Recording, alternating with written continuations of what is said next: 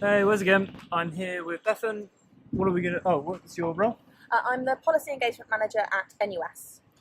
And I was going to ask Bethan what her session was on because I can't make that one either. Great, so I was going to be talking about the higher education reforms, an update on what's happened, and also what students' unions can be doing about kind of campaigning against some of the changes that are happening to higher education in the next few months. That's super fun. So just to kind of recap where we are, the government have been making quite a few proposals to changes since early October 2015 and even back into the summer. So in the autumn of 2015, there was a consultation from the government on the changes to higher education, which included a proposed teaching excellence framework to measure how good universities are at teaching. Some big changes to how the higher education sector is regulated and who gets to do that, in particular creating an office for students, which didn't have any proposals to have a student on the board, and was quite vague about that in the office for students, and also to allow more providers to become universities, so making it much easier for different types of companies, so private for-profit companies, to come in and make money out of delivering higher education, but also for other people to get universities and award degrees were some of the key changes. There was lots of other things in there as well. I'm really pleased to say that around 1 in 8 of the 600 responses were from students' unions, and that had a really big impact on the kind of thoughts that the government had at the time. Then in May, after that, the government produced what they call a white paper, which is kind of their response to the consultation on what they're going to do after that. And also a bill, so looking at what legislation is going to go through Parliament in order to make the changes that the government wants. In early July, they had the second reading of that bill, which is the kind of the big Commons debate. And that was really great as well. There were lots of mentions of NUS and students and student representation. Unfortunately, because of what was happening in the political situation at the time, there were only 40 MPs there for the debate, which was really disappointing for the whole sector. But still, students still got a strong mention from across the political parties as well. In addition, there was a technical consultation on how the teaching excellence framework, this new kind of thing, is going to be implemented in universities.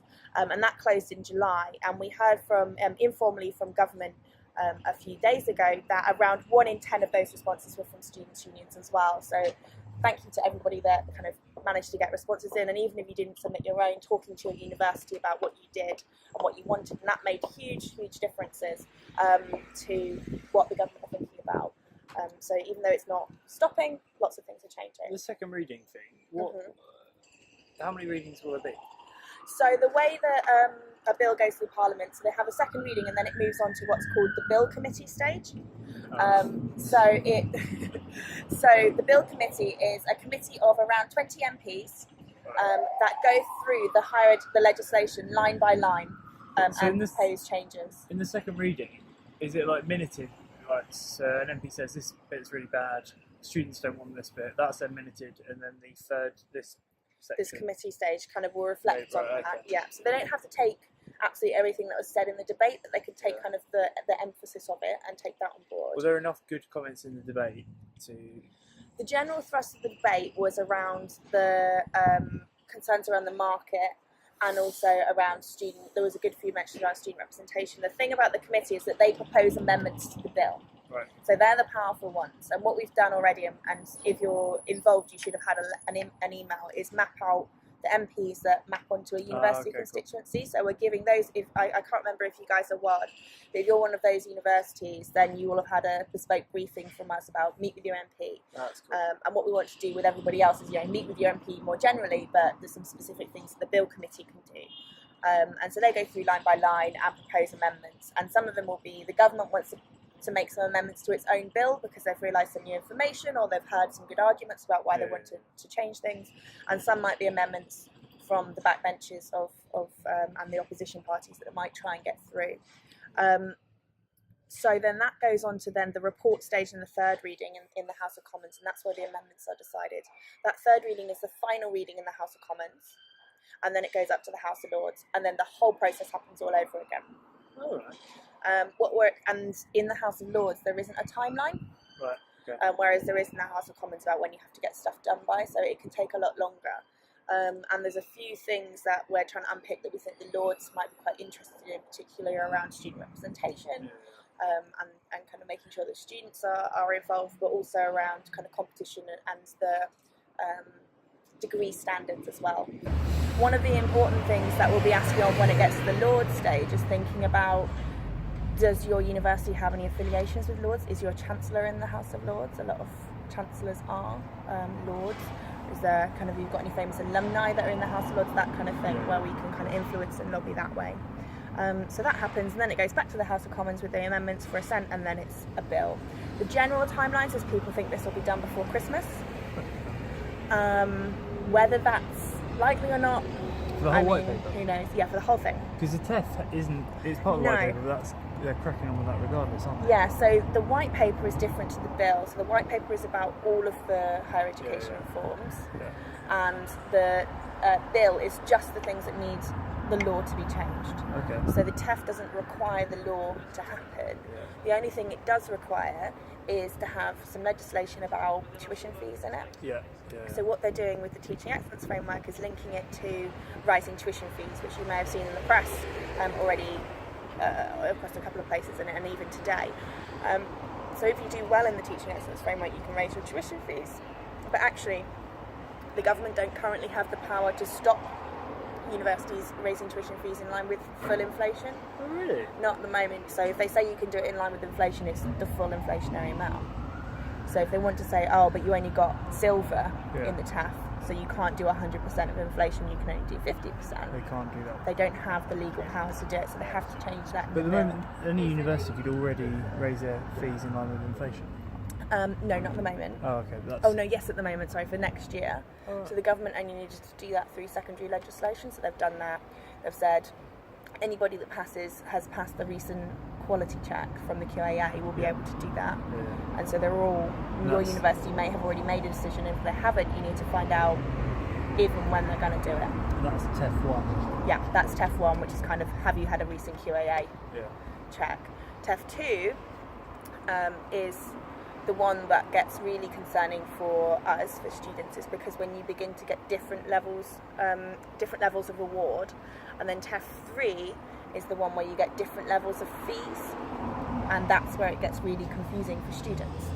So one university could charge £9,225 of fees because they can rise with 50% of inflation, and another university can charge £10,000 because they can, whatever the numbers are. TEF 1 though, they can already rise with 100% of inflation. Yeah. Only if they've passed a recent QAA. So there's some colleges that won't be able to do that, some private. So the new legislation, is that to say they can rise by 150%?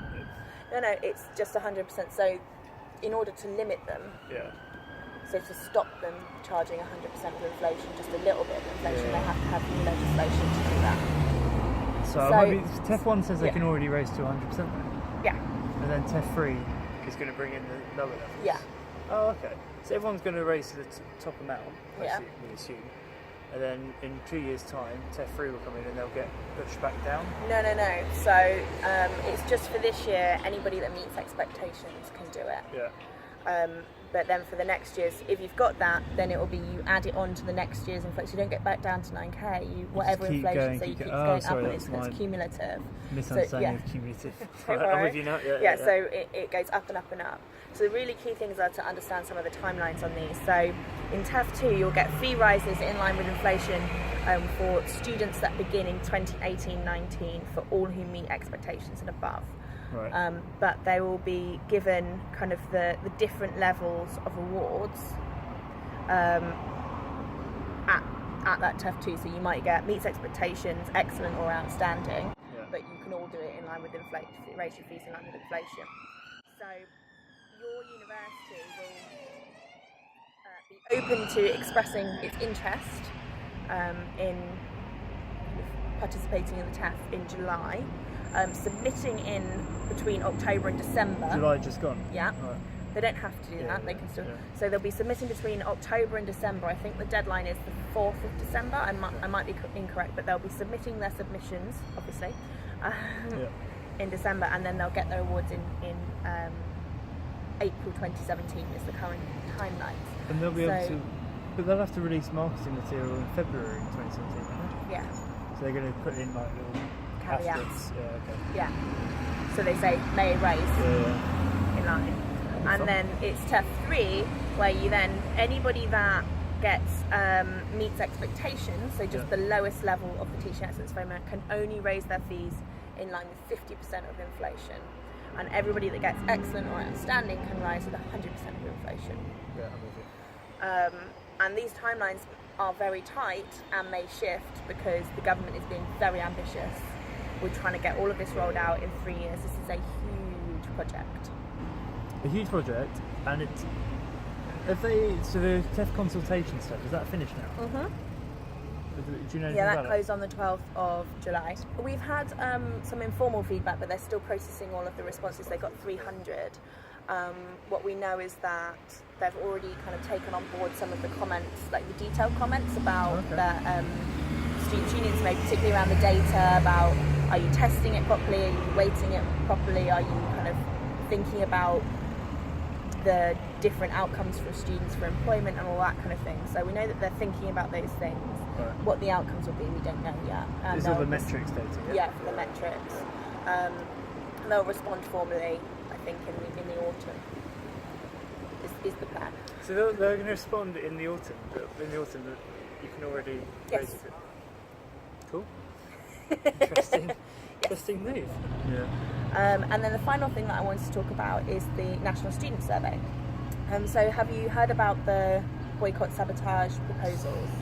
Touch. Excellent. So hopefully you'll have seen we've had a survey consultation out with students' unions, which closes today. So if you can fill it in, please do. If you don't get an opportunity to fill it in formally, just drop myself or Sarana an email just saying these are our thoughts. Mainly we want to know if you can come to a consultation day, either on the 30th or 31st of August, where we really want students' unions to come together and discuss what the options are.